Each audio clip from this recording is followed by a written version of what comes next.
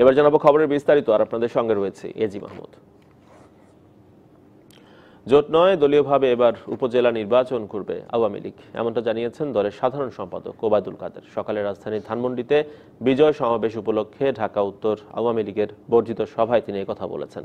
একই অনুষ্ঠানে স্বরাষ্ট্রমন্ত্রী আসাদুজ্জামান খান কামাল জানিয়েছেন, কারো নামে গায়েবী মামলা নেই, বরং সুনির্দিষ্ট অভিযোগেই আইনি ব্যবস্থা নেওয়া হচ্ছে। ওবায়দুল কাদের আরও জানিয়েছেন, এবার জোটের মাধ্যমে স্থানীয় সরকার নির্বাচন করার সম্ভাবনা নেই। প্রধানমন্ত্রী সিদ্ধান্ত দিয়েছেন উপজেলা নির্বাচন দলীয় প্রতীকেই হবে। উপজেলা পর্যায়ে যারা মনোনয়ন চাইবেন তাদের তৃণমূল থেকে সুপারিশ নিতে হবে। প্রতিটি উপজেলা থেকে 3 জনের মধ্য থেকে 1 জনকে মনোনয়ন দেবেন প্রধানমন্ত্রী। এছাড়া সংসদ নির্বাচনের গ্রহণযোগ্যতা নিয়ে কোথাও প্রশ্ন ওঠেনি বলেও মন্তব্য করেন ওবায়দুল কাদের। এদিকে সভা শুরুতে স্বরাষ্ট্রমন্ত্রী আসাদুজ্জামান খান কামাল জানান, অভিযুক্তদের বিরুদ্ধেই আইনি ব্যবস্থা নেওয়া হচ্ছে। এবার উপজেলা নির্বাচন আমরা দলীয় প্রতীকে করব। উপজেলা পর্যায়ে যারা মনোনয়ন চাইবেন তারা প্রথমে তৃণমূল পর্যায়ে রেকমেন্ডেশন নিয়ে আসতে হবে। গায়েবী মামলা বলে আমরা কিছু আমাদের অভিধানে নেই। আমরা সুনির্দিষ্ট অভিযোগের মাধ্যমে আমরা মানে যারা আসামি কিংবা যারা অন্যায় করেছেন তাদেরকে আমরা আইনি ব্যবস্থা নিয়েছি, এবং যে সমস্ত মামলা হয়েছে সেই মামলা ইনকোয়ারির পরে যদি প্রমাণিত হয় সে কোনো নির্দোষ, তাহলে সেই ব্যবস্থা বিচার করবেন। সংসদের সংরক্ষিত নারী আসনের দলীয় মনোনয়ন ফর্ম বিক্রি শুরু করেছে আওয়ামী লীগ। দলীয় সভাপতির ধানমন্ডি কার্যালয়ে সকাল 10টায় শুরু হয়েছে এই কার্যক্রম। উদ্বোধন করেন আওয়ামী লীগের সাধারণ সম্পাদক ওবায়দুল কাদের। সকাল থেকেই ফর্ম সংগ্রহ করছেন মনোনয়ন প্রত্যাশীরা। একাদশ সংসদ নির্বাচনে 257টি আসনে জয় পেয়েছে আওয়ামী লীগ। আইন অনুযায়ী সংসদের 300 আসনের মধ্যে সংরক্ষিত 50টি আসনের 43টি পাচ্ছে ক্ষমতাসীন দলটি। 18 জানুয়ারি পর্যন্ত মনোনয়নপত্র বিক্রি ও জমা নেওয়া হবে। এবার প্রতিটি ফর্মের দাম নেওয়া হচ্ছে 30,000 টাকা। 17 ফেব্রুয়ারি নারী আসনে নির্বাচনের তফসিল ঘোষণা করবে কমিশন।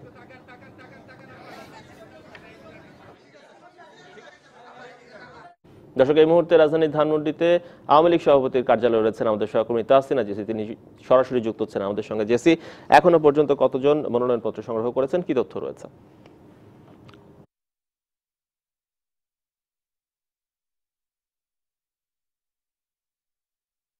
এজি, আপনি জানেন যে সকাল 10টা থেকেই ধানমন্ডি দলীয় সভানেত্রীর কার্যালয়ের 2টি অফিসে বিভাগওয়ারি ভাগ করে সংরক্ষিত নারী আসনে মনোনয়ন ফর্ম বিক্রি শুরু হয়েছে, এবং সকাল থেকে আমরা দেখেছি যে প্রচুর নারী সদস্যরা এসেছেন এখানে মনোনয়ন ফর্ম সংগ্রহ করতে। আপনারা জানেন যে এবারের নির্বাচনে নিরঙ্কুশ সংখ্যাগরিষ্ঠতা নিয়ে 257টি আসন নিয়ে আওয়ামী লীগ সরকার গঠন করেছে, এবং যেহেতু প্রতি 6টি আসনের বিপরীতে একটি করে সংরক্ষিত নারী আসন পাওয়ার বিধান রয়েছে, সেক্ষেত্রে এই আওয়ামী লীগ এবার 43টি আসন সংরক্ষিত আসনে নারী সদস্য দিতে পারবে বলে আমরা জানতে পেরেছি, এবং এই আসনগুলোতে নারীদেরকে নির্বাচিত করতেই আজ থেকে তারা ফর্ম ছেড়েছে। আপনারা দেখতে পাচ্ছেন যে আমার চারপাশে প্রচুর নারী সদস্য রয়েছেন যারা আজ এখানে ফর্ম সংগ্রহ করতে এসেছেন। আপনারা জানেন আওয়ামী লীগ একটি বড় দল, এখানে যেরকম অনেক ত্যাগী নেত্রী রয়েছেন তেমনি অনেক পেশাজীবীরাও রয়েছেন যারা আওয়ামী লীগের সংসদ সদস্যপদ পেতে চান, এবং তারা নতুন হিসাবে তরুণ হিসাবে তারা কাজ করতে চান। আমরা এই মুহূর্তে আমার সাথে অনেক নারী রয়েছেন, তাদের সাথে একটু কথা বলতে চাই। যদি বলেন, আপনি তো তৃণমূলে কাজ করেছেন, অনেকদিন ধরে আওয়ামী লীগ করেন, কেন আপনি মনোনয়ন চাচ্ছেন? আমি মনোনয়ন চাচ্ছি, আমি বাংলাদেশ মহিলা আওয়ামী লীগের একজন কর্মী হিসেবে, বঙ্গবন্ধুর একজন কর্মী হিসেবে জননেত্রী শেখ হাসিনার হাতকে শক্তিশালী করার লক্ষ্যে আমি সারা বাংলাদেশে মহিলাদের নিয়ে যে তৃণমূলে কাজগুলো করে আসছি দীর্ঘদিনের অভিজ্ঞতার আলোকে, আমি চাই আরও শক্তিশালী করে বাংলাদেশের তৃণমূল মানুষের মাঝে মিশে বাংলার মেহনতি মানুষের পাশে গিয়ে দাঁড়ানোর জন্য আমার। আপনাকে ধন্যবাদ। আমরা আরেকটু কথা বলতে চাই যে এখানে অনেক সদস্য রয়েছেন যারা গতবারও সংরক্ষিত নারী আসনের সংসদ সদস্য ছিলেন, তারাও এবার এসেছেন মনোনয়ন ফর্ম সংগ্রহ করতে। এমন একজনের সাথে কথা বলছি। আপনি তো গতবার সংসদ সদস্য ছিলেন, এবার আবারও কেন চাইছেন? এই জন্য চাচ্ছি যে মাননীয় প্রধানমন্ত্রী জননেত্রী শেখ হাসিনা যে আমাদের তৃতীয়বারের মতো একটা না, চতুর্থবার তিনি প্রধানমন্ত্রী হইলেন, তাই এইবার পরপর 3 বার হ্যাট্রিক করছেন। তার যে কাজগুলো আমার উপরে অর্পিত যে কাজগুলো ছিল, সেই কাজগুলো তো আসলে সম্পূর্ণভাবে সম্পূর্ণ সব করতে পারিনি। তা আমি আশা করছি যে এই কাজগুলো সম্পূর্ণ করে বাংলাদেশকে জাতির জনকের স্বপ্নের সোনার বাংলা গড়ার জন্য আমি আবার জন্য শুভকামনা।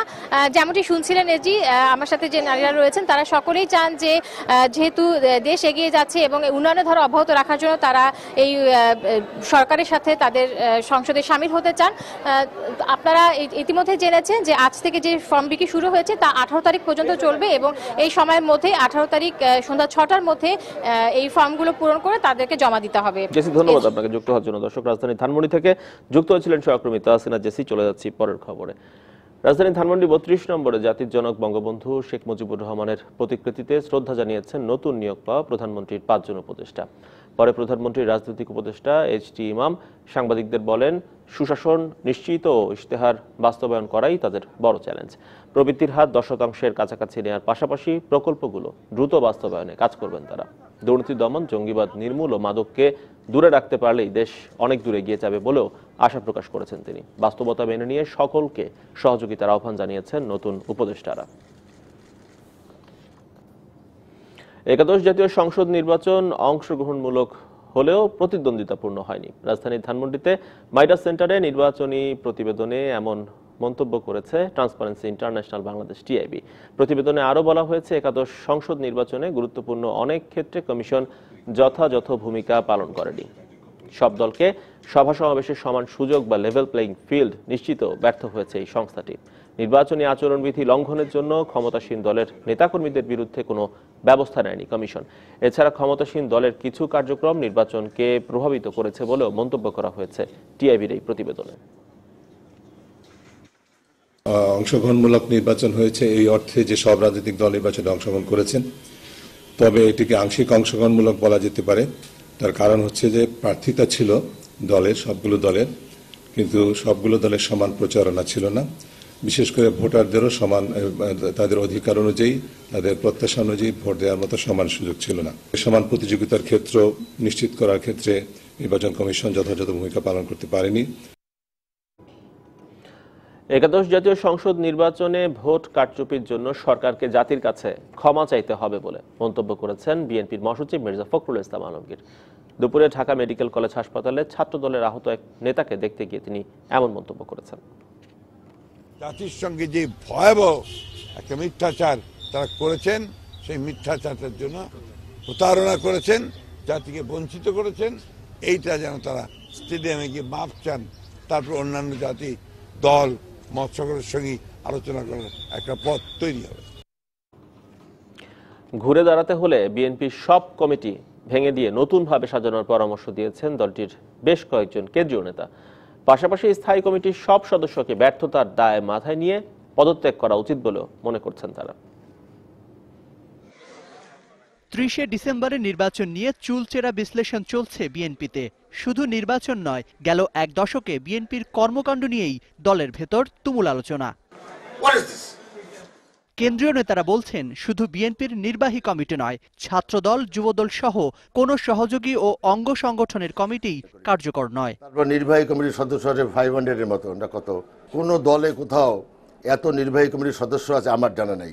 ইমিডিয়েটলি স্ট্যান্ডিং কমিটি রিফর্ম করা উচিত, ইমিডিয়েটলি কেন্দ্রীয় কমিটি রিফর্ম করা উচিত, immediately vice chairman advisor reform করা উচিত, ইমিডিয়েটলি যারা ছাত্র তারাই ছাত্রদল কর্মী রিফর্ম করা উচিত। ব্যবসা করে, কেউ বিদেশে থাকে, এদেরকে দল দিয়া দলের পদ ভরতে পারে, কিন্তু কোনো দলীয় ক্রিয়াকর্মে কোনো পদক্ষেপ গৃহীত হবে না। যে এটি সত্য যে আমরা আন্দোলন যেতে পারি নাই, এবং এই আন্দোলনে কেন যেতে পারি না এটার দায় দায়িত্ব কিন্তু যার যত বড় পদ তাকে দিতে হবে। মহাসচিব যদি এটা সত্যি রিয়েলাইজ করে থাকেন দলের শৃঙ্খলার অভাব, তবে তাকে দলের শৃঙ্খলা ফিরে আনতে হবে। ফিরে আনতে হলে দলকে তদবির ভিত্তিক দল বানানো যাবে না, দলকে সাংগঠনিক ভিত্তিক করতে হবে। নির্বাচন সহ আন্দোলন গড়ে তুলতে ব্যর্থতার দায় নিয়ে অনেক আগেই নীতি নির্ধারণী পর্যায়ের নেতাদের পদত্যাগ করা উচিত ছিল বলেও মনে করেন তারা। আমাদের নেতাকর্মীরা ক্ষুব্ধ, তারা অত্যন্ত ক্ষোভের মধ্যে আছেন এবং তারা মনে করেন যে আমাদের নেতৃত্বের দুর্বলতার কারণে হয়তো আমরা কোনো কিছু দাবি আদায় না করেই নির্বাচনে গিয়েছিলাম শুধু জনসমর্থনের উপরে। আমরা আমাদের মান-ইজ্জত নিয়ে আসি। এখন কিছু কিছু নতুন ছেলেপেলে বের হয়েছে, তাদের দৌরত্ব চরম, এগুলো অপমানজনক।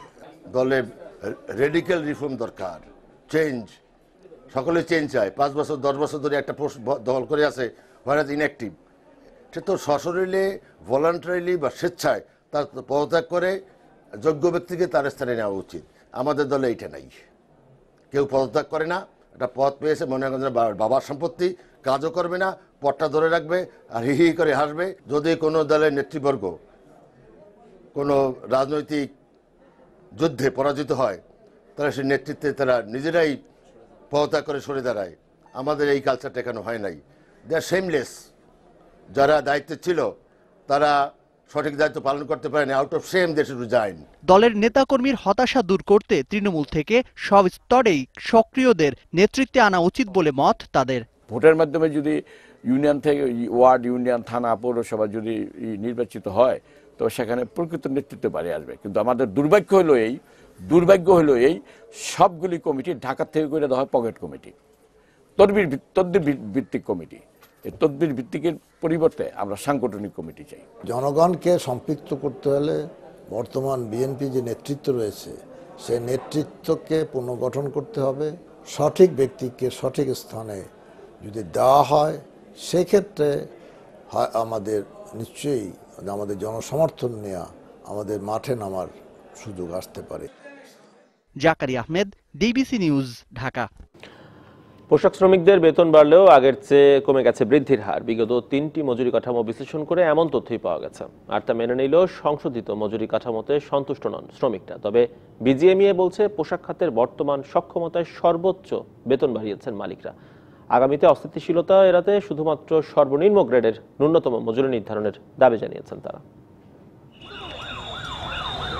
রাজনৈতিক কোনো দাবি নয়, নির্বাচনের আগে এবং পরে রাজপথ উত্তপ্ত ছিল পোশাক শ্রমিকদের আন্দোলনে।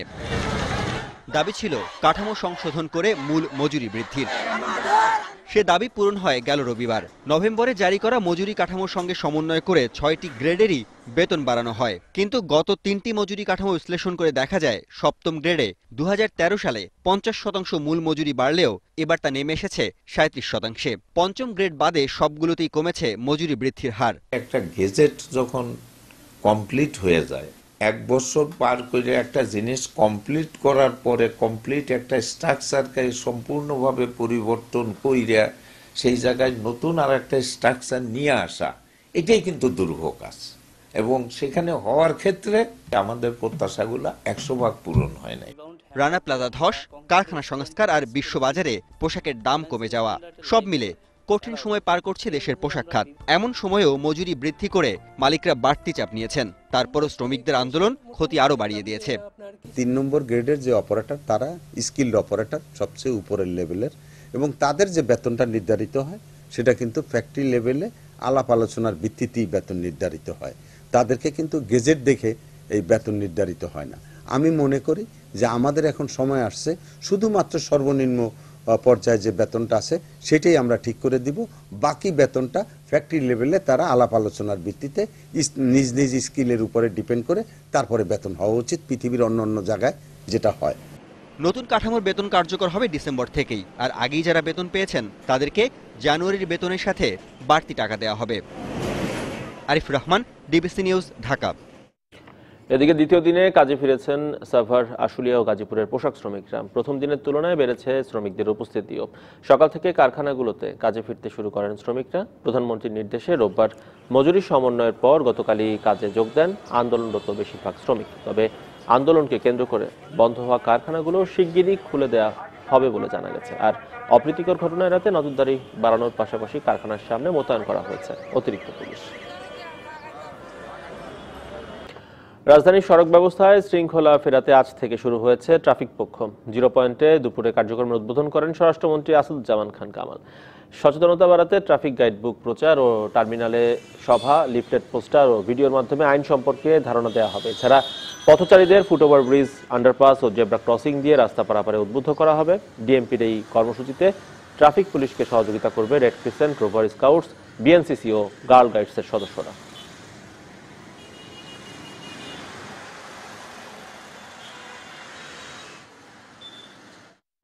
দর্শক, এই মুহূর্তে কথা বলছেন ডিএমপি কমিশনার। আমরা এখন সরাসরি চলে যাচ্ছি তার বক্তব্যে।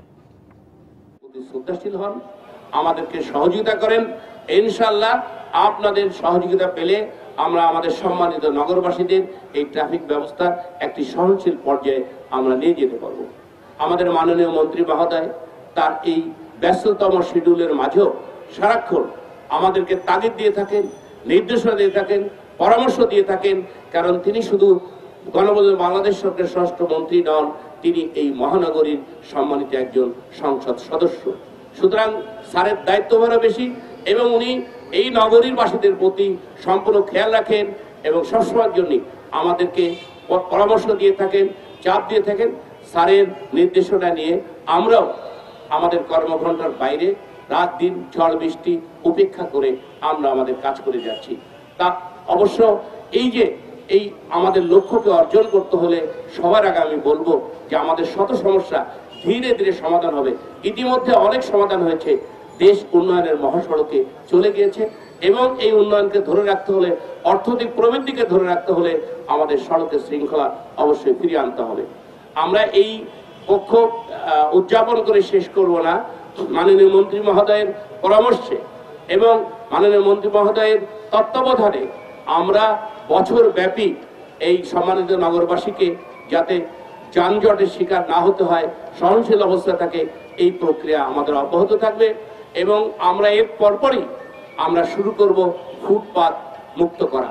কারণ এই ফুটপাত আমাদের জন্য আরেকটি সমস্যা। এই উবার এবং যে পাঠাও, এরাও হয়তো আমরা দেখছি যে হাজার হাজার গাড়ি নামিয়ে দিয়েছে, সেইগুলো একটা নিয়ন্ত্রণের মধ্যে নিয়ে আসার জন্য ইতিমধ্যে স্বরাষ্ট্র মাননীয় মন্ত্রী, আমাদের যোগাযোগ ও সড়ক সেতু মন্ত্রী মহোদয় তারাও চিন্তা ভাবনা করছেন। সকলের সম্মিলিত প্রয়াসের মধ্য দিয়েই আমরা এই মহানগরীতে সুশৃঙ্খল করতে পারবো। যানজট জনজট নিরসনে আমরা ভালো ফল আনতে পারবো। ট্রাফিক পক্ষ উপলক্ষে রাজধানীর গুলিস্তানের 0 পয়েন্টে কথা বলছিলেন ডিএমপি কমিশনার। আমরা তখন সরাসরি ছিলাম তার বক্তব্যে। চলে যাচ্ছি পরের খবরে। ওয়েস্ট বোর্ড ঘোষণা দিয়ে তা বাস্তবায়ন করা হচ্ছে কিনা সেটি তদারকি করা হবে বলে জানিয়েছেন তথ্যমন্ত্রী ডক্টর হাসান মাহমুদ। দুপুরে চট্টগ্রাম সার্কিট হাউসে মতবিনিময় সভা শেষে সাংবাদিকদের কথা বলেছেন তিনি। অনলাইন সংবাদ মাধ্যমে সঠিক সংবাদ পরিবেশনের জন্য নীতিমালা করা হচ্ছে উল্লেখ করে তথ্যমন্ত্রী আরও বলেছেন, আইপি টেলিভিশনের জন্য নীতিমালা করা হবে। ডিজিটাল নিরাপত্তা আইন নিয়ে যে উদ্বেগ রয়েছে তা নিরসনে সাংবাদিক নেতাদের সঙ্গে আলোচনার মাধ্যমে তা ঠিক করা হবে বলেও জানিয়েছেন মন্ত্রী। ওয়েস্ট বোর্ড বাস্তবায়ন করবে ঘোষণা দিয়ে কেউ না করে থাকলে সেটিও আমরা অবশ্যই তদারক করব। যে কেউ একটা অনলাইন টেলিভিশন খুলে ফেলবে কোনো অনুমোদন ছাড়া, অনুমোদনবিহীন, সেটি হতে পারে না।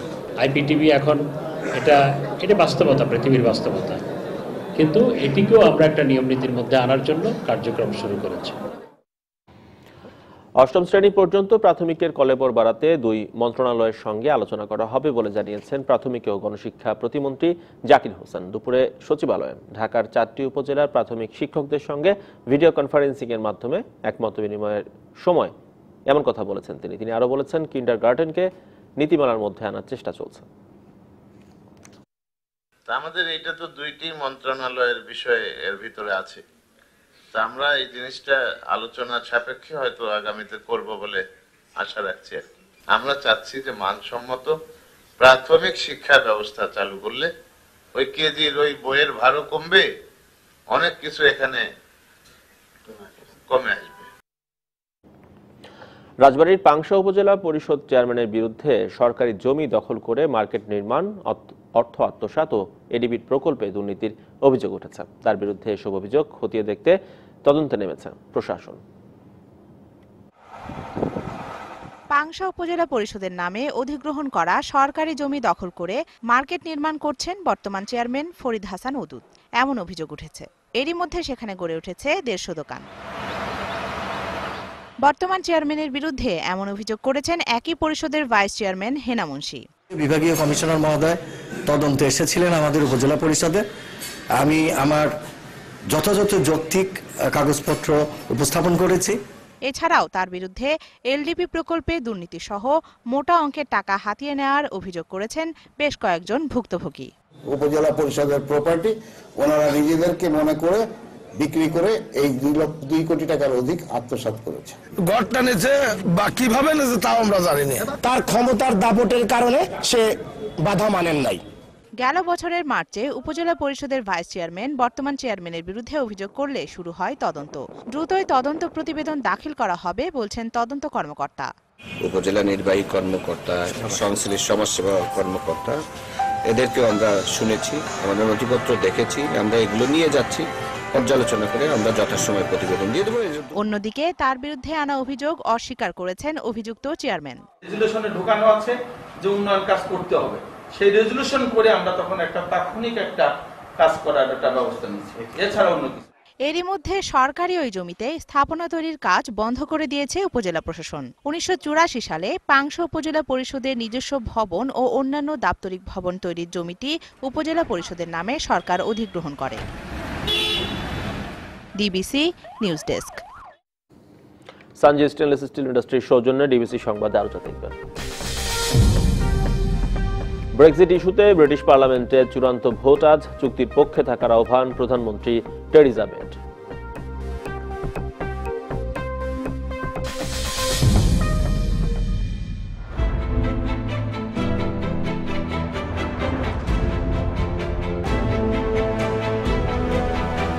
ক্লিক সুইচ চলছে চলবে। চাঁদপুরের মেঘনা নদী থেকে দীর্ঘদিন ধরে অবৈধভাবে বালু উত্তোলন করে যাচ্ছে একটি চক্র। নির্বিচারে বালু উত্তোলনের কারণে ভাঙনের হুমকিতে সেচ প্রকল্প, শহর রক্ষাবাদ সহ বিস্তীর্ণ চলাচল। সরকারের নির্দেশেও বন্ধ হচ্ছে না এই বালু উত্তোলন। চাঁদপুর সদর, হাইমচর, মতলব উত্তর ও দক্ষিণ উপজেলায় বয়ে যাওয়া মেঘনা নদীতে দীর্ঘদিন ধরে অবৈধভাবে বালু উত্তোলন করছে একটি চক্র। অনিয়ন্ত্রিত বালু উত্তোলনে ভাঙনের মুখে চাঁদপুর শহর রক্ষাবাদ, আশ্রয়ণ প্রকল্প ও মেঘনা ধনাগদা সেচ প্রকল্প। এছাড়া ঝুঁকিতে রয়েছে ইকোনমিক জোন, প্রস্তাবিত হাইটেক পার্ক সহ চরাঞ্চলের বিস্তীর্ণ এলাকার বাড়িঘর ও ফসলি জমি। বালু কাটলে নদী ভাঙবো, ভাঙলে বাড়িঘর থাকবে না। আমাদের চরাঞ্চলে যেই দেশের দ্বিতীয় বৃহত্তর ইপিজেড হচ্ছে, সেই চরাঞ্চল এখন বাংতির দিকে। এর আগে একবার বালু কাটছে, তারপর বন্ধ করছে, এখন আবার নতুন করে তারা স্টার্ট করছে। মানে এইভাবে কাটতে আমাদের থাকার কোনো লাইন থাকবে না। নৌ পরিবহন মন্ত্রণালয় একাধিক নির্দেশ দিলেও বন্ধ হয়নি বালু উত্তোলন। এই পরিস্থিতিতে সরকারের হস্তক্ষেপ চেয়েছেন স্থানীয় জনপ্রতিনিধি। 30-40টা ডেজার্ট দিয়ে দিনে এবং রাতে অবৈধভাবে বালু উত্তোলন করতেছে। এখানে আশ্রয়ণ প্রকল্পগুলি এবং নদীর পাড়ের মানুষ এইগুলি যে কোনো সময় এই অবৈধ বালু উত্তোলনের কারণে এগুলি নদীগর্ভে বিলীন হয়ে যেতে পারে। অবৈধ বালু উত্তোলন বন্ধে কার্যকর কোনো পদক্ষেপ নিতে পারেনি স্থানীয় প্রশাসন। এটার ব্যাপারে আমরা কাজ করব এবং আমি জেলা প্রশাসক মহোদয়ের সাথে আলোচনা করে আমরা চেষ্টা করব মোবাইল কোর্টের মাধ্যমে এটা প্রতিহত কীভাবে করা যায়। তাদের বিরুদ্ধে মোবাইল কোর্টে আমরা বিভিন্নভাবে জরিমানা এবং কারাদণ্ড দিয়ে সেটি ব্যবস্থা নিচ্ছি এবং এই ব্যবস্থা কার্যক্রম আমরা চিন্তা ভাবনা করছি আরও জোরদার করে এটিকে আরও নিয়ন্ত্রণের আওতায় নিয়ে আসার। অবৈধভাবে বালু উত্তোলনে প্রতি বছর কোটি টাকার রাজস্ব হারাচ্ছে সরকার। DBC news desk. পদ্মার ভাঙন রোধে বাঁধ নির্মাণের জন্য গত 1 মাসে জিওব্যাগ ডাম্পিং এর কাজ হয়েছে মাত্র 3%। বর্ষার আগে এই কাজ শেষ না হলে ভাঙন আবারও শুরু হতে পারে বলে আশঙ্কা করছেন স্থানীয়রা। আগ্রাসী পদ্মা এখন একেবারেই শান্ত। মোহনা থেকে সুরেশ্বর পর্যন্ত 4.5 কিলোমিটার এলাকা অধিক ঝুঁকিপূর্ণ বলে এই এলাকায় চলছে জিওব্যাগ ডাম্পিং এর কাজ। পানি উন্নয়ন বোর্ডের হিসেবে এই এলাকার ভাঙন রোধে বর্ষার আগেই অন্তত 20 লাখ জিওব্যাগ ডাম্পিং করতে হবে। যেভাবে কাজটা চলতেছে এইভাবে কাজ যদি চলে তাহলে আবার ভাঙার আশঙ্কা। কাজটা হচ্ছে খুব ধীর গতিতে, এই কাজের পরিমাণটা, স্পিডটা আরেকটু বাড়াইতে হবে। প্রকল্পের কাজ গত মাসে শুরু হলেও এখন পর্যন্ত ফেলা হয়েছে মাত্র 25,000 ব্যাগ। ঠিকাদারি প্রতিষ্ঠান বেঙ্গল গ্রুপ বলছে প্রতিদিন গড়ে 5,000 জিওব্যাগ ডাম্পিং করলে আগামী 2-1 দিনের মধ্যে প্রতিদিন 20,000 বস্তা ডাম্পিং সম্ভব হবে। 4টা বাস হয়তো 2-1 দিনের মধ্যে রেডি হয়ে যাবে। যদি 4টা বাস রেডি হয়ে যায় আমরা 18,000 থেকে 20,000 জিওব্যাগ ডাম্পিং প্রতিদিন করব। 2020 সালের মধ্যে কাজ শেষ করার কথা থাকলেও 50% কাজ এ অর্থ বছরেই করার উদ্যোগ নেওয়া হয়েছে বলে জানালেন পানি উন্নয়ন বোর্ডের নির্বাহী প্রকৌশলী। এই জায়গাটা আমরা বস্তা ফেলে সিল করে দেবো যাতে নেক্সট ইয়ারে কোনো ভাঙন না হয়।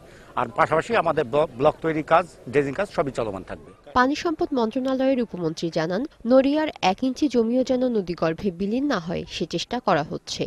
আগামী বর্ষায় যাতে নড়িয়ার 1 ইঞ্চি ভূমিও আর নদীগর্ভে বিলীন না হয় সেটা আমাদের চেষ্টা করা। গেল বছরে ভাঙনে নড়িয়া উপজেলার শিক্ষা প্রতিষ্ঠান, মসজিদ, হাসপাতাল সহ কয়েকশো স্থাপনা ও পাকা রাস্তা ও নড়িয়া পৌরসভার 11 বর্গ কিলোমিটারের মধ্যে 3 বর্গ কিলোমিটার জায়গা বিলীন হয়েছে। তাই এবছর বর্ষা মৌসুম শুরুর আগেই পদ্মার ডান তীর রক্ষাবাঁধ প্রকল্পের কাজ শেষ করার দাবি স্থানীয়দের। DBC news desk. বগুড়াতে স্থিতিশীল হতে শুরু করেছে চালের বাজার। মোটা ও চিকন দু ধরনের চালের দামই কেজিতে কমেছে 2 থেকে 3 টাকা করে। চলতি সপ্তাহে জেলার খুচরা ও পাইকারি বাজার ঘুরে দেখা গেছে চালের দাম কমতে শুরু করেছে। প্রকারভেদে 30 থেকে 35 টাকায় খুচরা বাজারে বিক্রি হচ্ছে নতুন চাল, আর পুরনো চাল 38 থেকে 40 টাকা এবং চিকন চাল 50 থেকে 55 টাকা দরে বিক্রি হচ্ছে। আর ব্যবসায়ীরা বলছেন, গেল বছর উৎপাদিত মিনিকেট চাল বড় বড় মিলাররা মজুদ রাখার কারণে দাম খানিকটা বেশি হলেও নতুন চালের বাজার বর্তমানে স্থিতিশীল রয়েছে। আর চালের দাম বাড়লেও হাসি নেই কৃষকের মুখে। তারা বলছেন, খরচ মিটিয়ে লাভবান হতে পারছেন না তারা। এরই মধ্যে স্থানীয় বাজারে চালের দাম কমার পাশাপাশি অন্যান্য স্থানেও শিগগিরই বাজার স্থিতিশীল হবে বলে মনে করছে খাদ্য অধিদপ্তর।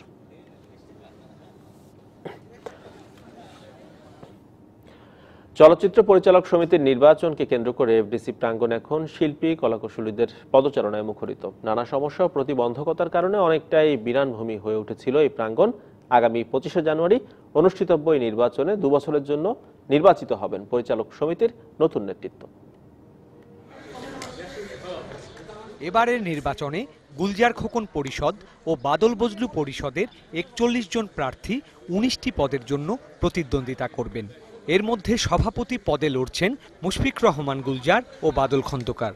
চলচ্চিত্র পরিচালকদের যে স্বপ্ন, আমাদের হারানো অতীত ফিরিয়ে আনার, আমাদের চলচ্চিত্রে একটা জমজমাট পরিবেশ সৃষ্টি করার, আশা করি সেটি আমরা পারবো। এবার এই চলচ্চিত্রকে ভালোবাসি, এই মাটিকে ভালোবাসি, আমি কিছু করতে চাই, এই জন্য সবার কাছে দোয়া চাওয়া ছাড়া আর কি বলবো। মহাসচিব পদে বদিউল আলম খোকন, শাফিউদ্দিন শাফি ও বজলুর রাশেদ চৌধুরী প্রতিদ্বন্দ্বিতা করছেন। আবার নির্বাচিত হওয়ার আকাঙ্ক্ষা পোষণ করছি। চলচ্চিত্রের উন্নয়নের জন্য যে কোনো ত্যাগ স্বীকার করাই আমাদের লক্ষ্য এবং উদ্দেশ্য। ভোটারদের প্রতি আমার সবিনয় অনুরোধ, পারস্পরিক সম্পর্কের ভিত্তিতে নয়, গুণগত পরিবর্তনের জন্য আমাদের সমর্থন দিন। এছাড়াও সহসভাপতি, উপমহাসচিব সহ মোট 6টি পদে 17 জন, সেই সাথে নির্বাহী পরিষদ সদস্যের 10টি পদে প্রতিদ্বন্দ্বিতা করবেন 22 জন পরিচালক। গতবার আমি এই পদে নির্বাচিত হয়েছিলাম। আমি আশা করি, বিশ্বাস করি ওনারা আমাকে আবারও এবার নির্বাচিত করবেন বিপুল ভোটে। রবিবার চূড়ান্ত প্রার্থী তালিকা ঘোষণার পর সোমবার থেকেই শুরু হয়েছে প্রচারণা। 331 জন ভোটারের ভোট পেতে চলছে তাই নানা প্রস্তুতি। অন্যদিকে পরিচালক ও শিল্পীরা আশা করছেন, এবারের বিজয়ী নেতাদের হাত ধরেই ঘুরে দাঁড়াবে বাংলা চলচ্চিত্র। আশা করি আমাদের নেতৃবৃন্দ যারাই পাশ করবেন তারা শক্ত হাতে চলচ্চিত্রের জায়গাটা ধরবেন, কারণ এখন চলচ্চিত্রের ক্রান্তিকাল। যারা এবার মনোনীত হবেন সবার কাছে আশা যে সুস্থ ধারার এবং মৌলিক গল্পের ছবি আরও চলবে এবং আমাদের চলচ্চিত্র আরও সমৃদ্ধি লাভ করবে। Sourav Bappa, DBC news, Dhaka. দর্শক, এই ছিল এখনকার মতো। এরপর দেখবেন বিকেল 3টার ডিবিসি সংবাদ। সঙ্গে থাকুন 24 ঘন্টা।